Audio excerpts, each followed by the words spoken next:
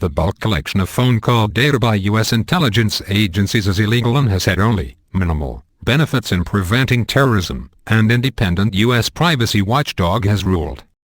The Privacy and Civil Liberties Oversight Board advised by a 3-2 majority that the program should end. In a major speech last week, President Barack Obama said he was ordering curbs on the use of such mass data. But he said the U.S. must continue collecting data to prevent attacks.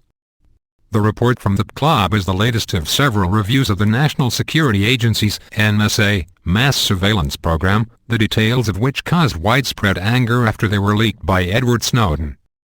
Washington has argued it is lawful to collect information on phone calls, known as metadata, under a section of the George W. Bush-era Patriot Act which gives the FBI the power to demand from businesses information deemed relevant to their investigations. Sharp divisions.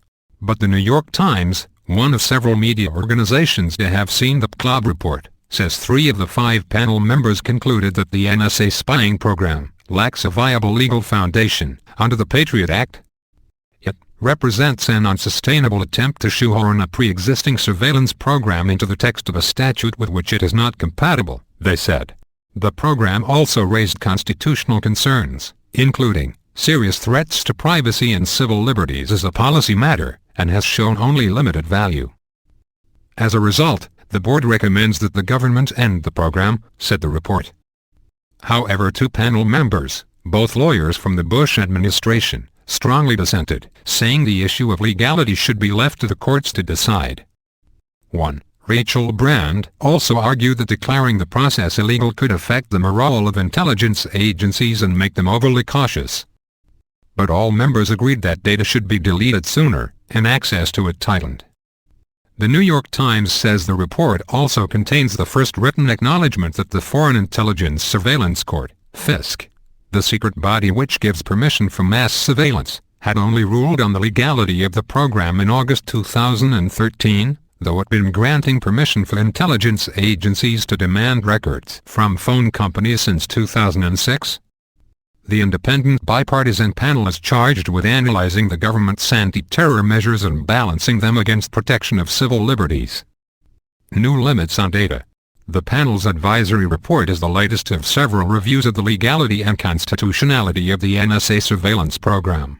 In December, a federal judge ruled the program was likely unconstitutional, as it violated the right to protection from unreasonable searches. However, a week later another federal judge ruled the opposite, saying it was a counterpunch against Al-Qaeda.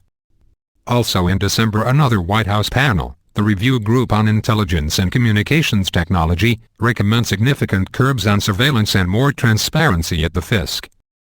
President Obama acted on some of those recommendations in his much-anticipated speech last week, in which he acknowledged the potential for abuse, and said he was ending the system as it currently exists. But he defended the work of U.S. intelligence and said bulk data collection would continue as it had prevented terror attacks. He said he had asked the Attorney General and the intelligence community to draw up plans for metadata to be held by a third party, with the NSA requiring legal permission to access them.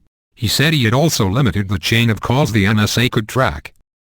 Mr. Obama said the U.S. would stop monitoring the personal communications of foreign allies and create a panel of independent privacy advocates to sit on the FISC. Civil liberties groups have said the changes do not go far enough in protecting the privacy of individuals.